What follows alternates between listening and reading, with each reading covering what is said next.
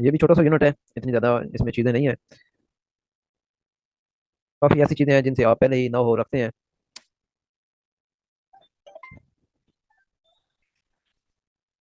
सबसे पहले वर्क के बारे में, जब भी किसी बॉडी पे आप फोर्स अप्लाई करते हैं और उस फोर्स की डायरेक्शन में डिस्प्लेसमेंट कवर होता है, तो हम कहते हैं कि फिजिक्स के मुताबिक उस बॉडी पे वर्क हुआ है। यानी एक तो बॉडी पे फोर्स अप्लाई होनी चाहिए, और दूसरा उस फोर्स की डायरेक्शन में डिस्प्लेसमेंट होना चाहिए।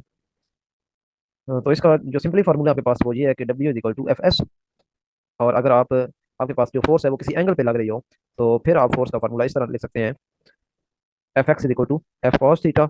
और एफ वाई जो है, ये अगर फोर्स आपकी किसी एंगल पे लग रही है तो उस वक्त हम बात कर रहे हैं, क्योंकि फोर्स के दो कंपोनेंट होते हैं, रेक्टेंगुलर कंपोनेंट्स। अगर आपकी फोर्स प्लेन के अंदर लग रही है तो एक x component F x F cos theta, और दूसरा F y vertical component F sine theta. तो अब हम हमारे पास जो फाइनल फार्मूला आता है उसमें आपके पास ये चीज़ अपीयर हो रही है कि W is equal to F S cos theta. इसका मतलब क्या हुआ? इसका मतलब ये है कि जब भी आप वर्क करवाते हैं फोर्स अप्लाई करके, तो फोर्स का कौन सा कंपोनेंट होता है जो वर्क के लिए इफेक्टिव होता है? वो उसका हॉरिजॉन्टल कंपोनेंट होता है, क्योंकि यहाँ पे कॉस थीटा इन्वॉल्व है, एफ कॉस थीटा। इसका मतलब ये होगा कि जो वर्टिकल कंपोनेंट है वो वर्क नहीं करवाता, सिर्फ हॉरिजॉन्टल कंपोनेंट जो है वो वर्क करवा रहा है।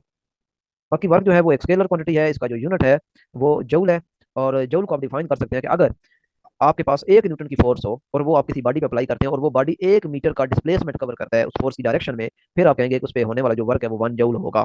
ठीक है, और जूल जो है उसको आप लिख सकते हैं 1 न्यूटन मीटर, क्योंकि एफ एस है, एफ जो है वो उसका यूनिट न्यूटन होता है और आगे एस डिस्प्लेसमेंट उसका यूनिट मीटर होता है। इस तरह जूल जो है वो इक्वल होता है 1 न्यूटन मीटर के। एक और चीज, अभी हमने पीछे टॉर्क पढ़ा था, टॉर्क जो है वो भी है आर एफ। तो एफ जो है वो न्यूटन, और टॉर्क जो आर है, जो कि मूवमेंट आर्म है, वो भी मीटर। तो टॉर्क का यूनिट भी न्यूटन मीटर और वर्क का यूनिट भी न्यूटन मीटर। लेकिन जो फर्क है वो ये है कि वर्क का यूनिट यानी न्यूटन मीटर को आप कहेंगे जूल, लेकिन टॉर्क का जो यूनिट न्यूटन मीटर है इसको आप जूल नहीं कहेंगे। उसकी रीजन ये डेफिनेशन है। ये डेफिनेशन ये कहती है कि 1 जूल आप उस वक्त कहेंगे जब आप एक बॉडी पे 1 न्यूटन की फोर्स अप्लाई करें और वो बॉडी 1 मीटर का डिस्प्लेसमेंट कवर करे। जबकि टॉर्क के मामले में हम देखते हैं कि हम जब 1 न्यूटन की फोर्स अप्लाई करते हैं तो आपका बॉडी डिस्प्लेस नहीं होता, वो तो अपने एक एक्सिस के गिर्द फिक्स होता है और रोटेट होता है। और वहां पे जो 1 मीटर है वो आपका मूवमेंट आर्म है, ना कि डिस्प्लेसमेंट है। यानी जिस पॉइंट पे आप फोर्स लगा रहे हैं उस पॉइंट से लेके, यानी आपके पास ये एक पॉइंट है जिसके गिर्द आप रोटेट करवा रहे हैं, ये आपका मूवमेंट आर्म है, और यहाँ पे आपने कहीं फोर्स अप्लाई की हुई है। ठीक है, तो टोटली दोनों डिफरेंट चीजें हैं। टॉर्क के मामले में न्यूटन मीटर और चीज है, और जूल के मामले में न्यूटन मीटर और चीज है। जूल के मामले में आप 1 न्यूटन फोर्स लगा के बॉडी को 1 मीटर डिस्प्लेस करवाते हैं, जबकि टॉर्क के मामले में 1 न्यूटन फोर्स लगाने से आपका बॉडी 1 मीटर डिस्प्लेस नहीं होता, बल्कि वो 1 मीटर जो है वो आपका मूवमेंट आर्म होता है। बाकी ये नीचे कुछ जूल और किलो जूल और मेगा जूल का आपस में रिलेशनशिप है, ये आप देख लीजिएगा, पहले चैप्टर में हमने पढ़ लिया था। 10⁻³ जो होता है ये किलो होता है, और 10⁻6 जो है ये मेगा होता है। तो लिहाजा 10⁻³ को आप किलो जूल कहेंगे और 10⁻6 को आप मेगा जूल कहेंगे। एनर्जी, एनर्जी क्या है जी? किसी बॉडी के वर्क करने की जो एबिलिटी होती है उसको आप एनर्जी कहते हैं। कोई भी बॉडी अगर वर्क करने की सलाहियत रखती है तो उसको आप एनर्जी कहते हैं। अच्छा, वर्क के हवाले से एक दो रिजल्ट्स याद रख लीजिएगा कि हमारे पास फार्मूला हमने वर्क का पढ़ लिया है, W is equal to F S cos theta. तो अगर फोर्स जीरो है तो भी वर्क जीरो, अगर डिस्प्लेसमेंट जीरो है तो भी वर्क जीरो, और अगर थीटा थीटा आपका 90 हो जाता है तो भी डब्ल्यू जीरो। तो ये 3 कंडीशन है जिनके तहत आपका वर्क डन जो है वो किसी बॉडी पे जीरो होता है। अप्लाइड फोर्स जीरो होने से भी वर्क जीरो, डिस्प्लेसमेंट अगर जो है वो जीरो है तो इसका मतलब है फिर भी वर्क डन जीरो, और अगर एंगल जो है वो थीटा जीरो है तो सॉरी 90 है तो फिर भी वर्क डन जीरो है। और ये एंगल आपको पता होना चाहिए, ये एक्स एक्सेस, एक्स एक्सेस और जिस डायरेक्शन में आप फोर्स लगा रहे हैं उसके दरमियान ये एंगल होता है। यानी आपके पास ये कोई एक मैस है जिसको आप खींच रहे हैं, ये मैस एम है, इस पर आप फोर्स लगा रहे हैं, तो एक्स एक्सेस और इस फोर्स के दरमियान जो एंगल है वो आपके पास थीटा है। एनर्जी की काफी टाइप्स हैं। मैकेनिकल एनर्जी, मैकेनिकल एनर्जी जो होती है ये वो एनर्जी होती है जो या तो मोशन की वजह से होती है या फिर पोजीशन की वजह से होती है, दोनों को कलेक्टिवली आप कहते हैं मैकेनिकल एनर्जी। अगर आप इंडिविजुअली देखना चाहें तो अगर कोई एनर्जी मोशन की वजह से है तो आप उसको काइनेटिक एनर्जी कहेंगे, और अगर किसी बॉडी में एनर्जी ड्यू टू पोजीशन है तो उसको आप पोटेंशियल एनर्जी कहेंगे, और इनको कलेक्टिवली हम क्या कहते हैं? मैकेनिकल एनर्जी कहते हैं, मैकेनिकल एनर्जी। काइनेटिक एनर्जी का फार्मूला दिया हुआ है इससे आप नौ रखते हैं पहले, kinetic energy equal to 1/2 mv square. और इस फार्मूले को आप मोमेंटम की शक्ल में आप बड़ी आसानी से लेके जा सकते हैं। काइनेटिक एनर्जी इक्वल टू 1/2, आगे एम वी स्क्वायर है तो एम अपने पास से एक मल्टीप्लाई करें तो एम स्क्वायर हो जाएगा, और उसी एम से आप डिवाइड भी कर दें। अब क्योंकि मोमेंटम जो है वो इक्वल होता है एम वी, तो ऊपर एम स्क्वायर वी स्क्वायर है तो ये बन जाएगा पी स्क्वायर ओवर एम। तो यहाँ से आप देख सकते हैं कि काइनेटिक एनर्जी का मोमेंटम के साथ जो रिलेशनशिप बंद है वो डायरेक्टली रिलेशनशिप बंद है। यानी जितना मोमेंटम ज्यादा होगा उतनी काइनेटिक एनर्जी ज्यादा होगी, बशर्ते कि आप मैथ फिक्स कर दें, मैथ्स को आप कांस्टेंट ट्रीट करें, तो फिर काइनेटिक एनर्जी और पोटेंशियल एनर्जी जो है ये आपस में डायरेक्टली रिलेटेड है। लेकिन अगर आप मैथ्स को वेरी करते हैं तो फिर ये रिलेशनशिप जो है जरूरी नहीं कि होल्ड करे।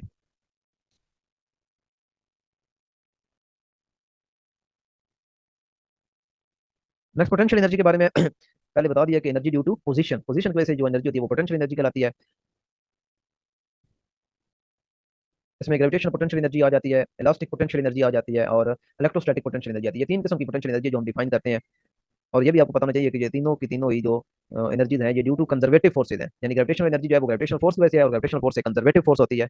और इलेक्ट्रोस्टैटिक पोटेंशियल एनर्जी ये ड्यू टू इलेक्ट्रोस्टैटिक फोर्स होती है और इलेक्ट्रोस्टैटिक फोर्स भी आपके पास कंजर्वेटिव फोर्स है।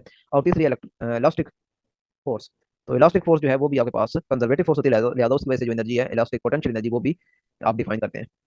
तो ये सिर्फ कंजर्वेटिव फोर्सेज के अगेंस्ट पोटेंशियल एनर्जी आप डिफाइन करते हैं।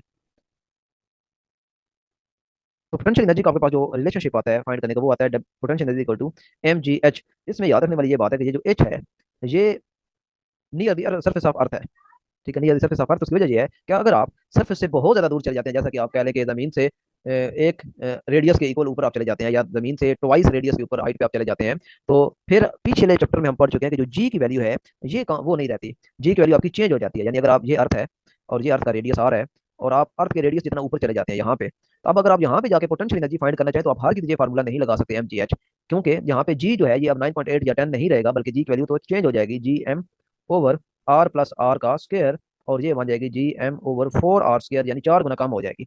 तो जी के चेंज होने से पोटेंशियल एनर्जी भी चेंज हो जाएगी। तो लिहाजा ये जो फार्मूला आपके सामने लिखा हुआ है एमजीएच का, ये फार्मूला उस वक्त होल्ड करता है जब आप near the surface of earth बात कर रहे होते हैं, यानी चांद 1 किलोमीटर की बात कर रहे हैं। एनर्जी की डिफरेंट फॉर्म्स हैं। मैकेनिकल एनर्जी अभी हम पढ़ चुके हैं, एनर्जी ड्यू टू मोशन और पोजीशन मैकेनिकल एनर्जी कहलाती है। Electrical energy, light energy, nuclear energy, chemical energy, sound energy, heat energy, ये सारी की सारी जो है एनर्जी की फॉर्म्स हैं और ये सारी की सारी फॉर्म्स एक दूसरे से ट्रांसफॉर्म होती रहती है। और इसे ये एनर्जी कंजर्वेशन कहा जाता है कि एनर्जी जो है ये कंजर्व रहती है, एक से दूसरी फॉर्म बदल लेती है लेकिन हमेशा जो इसकी टोटल एनर्जी है वो टोटल क्वांटिटी वो सेम रहती है।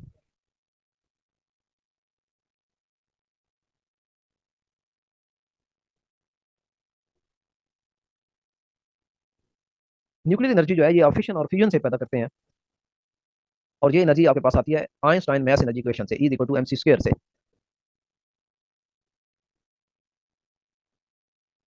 रिन्यूएबल और non renewable energy sources, renewable energy sources वो एनर्जी सोर्सेज हैं जो आप दोबारा जनरेट कर सकते हैं आसानी के साथ, और नॉन रिन्यूएबल एनर्जी सोर्सेज वो होते हैं जो आप आसानी से जनरेट नहीं कर सकते, जैसे कि कोल है, पेट्रोल है, गैस है, ये सारे के सारे जो है ये नॉन रिन्यूएबल एनर्जी सोर्सेज हैं। ये दोबारा जनरेट होने के लिए आपको लाखों करोड़ों साल रिक्वायर्ड होते हैं, जबकि हवा है, लाइट है, वाटर है, ये सारी सारी जो एनर्जी सोर्सेज हैं ये रिन्यूएबल एनर्जी सोर्सेज हैं।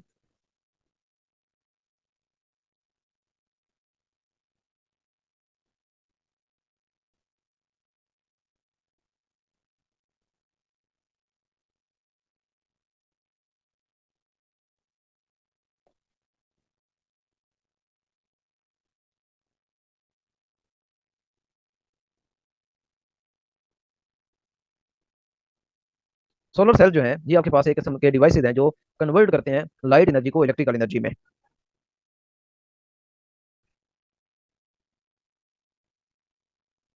मैथ एनर्जी इक्वेशन ये पहले डिस्कस हो चुकी है।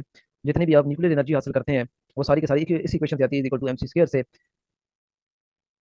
अच्छा, एक जनरल बात यहाँ पे बताता चलूँ कि कुछ लोग ये कहते हैं कि ये इक्वेशन उस वक्त वैलिड होती है, E is equal to M C square, वो कहते हैं ये जो मैथ है वो एनर्जी में उस वक्त कन्वर्ट होता है जब वो मैथ स्पीड ऑफ लाइट से मूव करता है। तो ये टोटल मिसकंसेप्शन है, रॉन्ग कंसेप्ट है। ऐसा कुछ भी नहीं है कि कोई बॉडी जो है वो मैथ जो है वो एनर्जी में तब कन्वर्ट होता है जब वो स्पीड ऑफ लाइट से मूव करता है, ऐसा कुछ भी नहीं है। उसमें जो आपके पास न्यूक्लियर पार्टिकल्स हैं वो जब आपस में कंबाइन होते हैं तो जो एनर्जी रिलीज होती है या जो एनर्जी रिक्वायर्ड होती है वो सारी की सारी इस इक्वेशन से आप फाइंड कर सकते हैं। जैसा कि न्यूक्लियर रिएक्टर के अंदर आप जब न्यूक्लियर फिशन होता है, एक यूरेनियम का न्यूक्लियस टूटता है बेरियम और क्रिप्टॉन में, तो उसमें जो एनर्जी रिलीज होती है वो एनर्जी इसी फॉर्म में रिलीज होती है, is equal to M C square equation से आप हासिल करते हैं, और वो बहुत ज्यादा एनर्जी की क्वांटिटी होती है। बाकी ये जो लोग E equal to M C square के लिए कहते हैं जी कि वो जो कोयला जल रहा है और वो मैस जो है वो कन्वर्ट हो रहा है एनर्जी में, या पेट्रोल जल रहा है और पेट्रोल एक हमारे पास चूंकि मैस है और वो एनर्जी में कन्वर्ट हो रहा है, तो ये टोटली रॉन्ग कंसेप्ट है। ये एक अलग प्रोसेस है जिसको कंबशन प्रोसेस कहा जाता है। कंबशन प्रोसेस और चीज़ है, न्यूक्लियर फिशन और न्यूक्लियर फ्यूजन और चीज़ है। कंबशन प्रोसेस जो है उसके जरिए जो एनर्जी आपको हासिल होती है वो ये आइंस्टाइन की मैथ एनर्जी इक्वेशन से वो एनर्जी हासिल नहीं होती, वो एनर्जी बहुत कम होती है, बहुत बहुत कम होती है एज कम्पेयर टू आइंस्टाइन की मैथ एनर्जी इक्वेशन से। तो ज़्यादा ये याद रखें कि जो आइंस्टाइन की इक्वेशन यूज होती है वो अगर आप डेली लाइफ में देखना चाहें तो वो न्यूक्लियर रिएक्टर में यूज होती है। इसके अलावा सूरज के अंदर जहाँ पे फ्यूजन रिएक्शन हो रहा है और आप तक एनर्जी पहुंच रही है वो सारी की सारी भी फ्यूजन रिएक्शन हो रहा है, और वहाँ पे जो एनर्जी प्रोड्यूस हो रही है वो भी आइंस्टाइन की मैथ एनर्जी इक्वेशन के मुताबिक प्रोड्यूस हो रही है।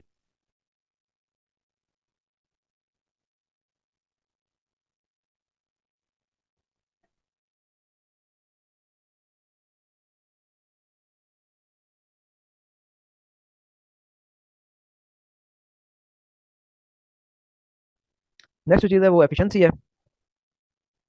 एफिशिएंसी क्या है जी कि आप किसी भी डिवाइस को कितनी इनपुट दे रहे हैं और उसके रिजल्ट में आपको वो कितनी आउटपुट दे रहा है, यानी आप कितनी एनर्जी दे रहे हैं और उसके बदले में आपको वो बतौर आउटपुट कितनी एनर्जी प्रोवाइड कर रहा है या आपको कितना वर्क करके दे रहा है आपको। तो इसे कहते हैं एफिशिएंसी। और परसेंटेज एफिशिएंसी अगर फाइंड करें तो मल्टीप्लाई बाय 100 कर दें। यहाँ पे कुछ एनर्जी जो है एफिशिएंसी दी हुई है।